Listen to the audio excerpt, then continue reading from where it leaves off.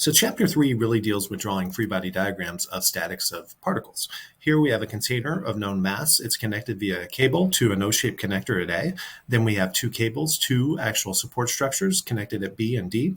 What I've asked you to do is to draw the free body diagram of the O-shaped connector in the diagram below. So if you think about all the forces that are acting on this O-shaped connector, this cable is actually pulling it down. Cable has to be pulling it down because the actual O-shaped connector is pulling it up because cables can only support tension.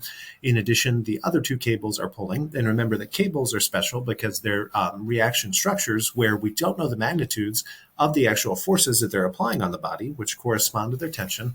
However, we do know that their direction is along the actual axis of the cable itself. So this is what the free body diagram here looks like. It's a particle model because the line of action of all these three forces pass directly through a single point, namely the O-shaped connector. And it's nice if you add some labels, particularly show that TAB is at a 30-degree angle relative to the horizontal. TD goes purely in the negative horizontal direction. And the tension in this cable, we actually do know it. It is the weight, and that's important because in a coplanar particle model, we only have two equations of equilibrium, so we can only solve for these two unknowns. Question 9, how many unknowns are associated with the cable support and why? We already said that. Just like a spring, we know that the only unknowns there are the actual magnitude of the force because the direction has to be along the line of action of, in this case, the cable itself. So I will see you all in the chapter 4 review video.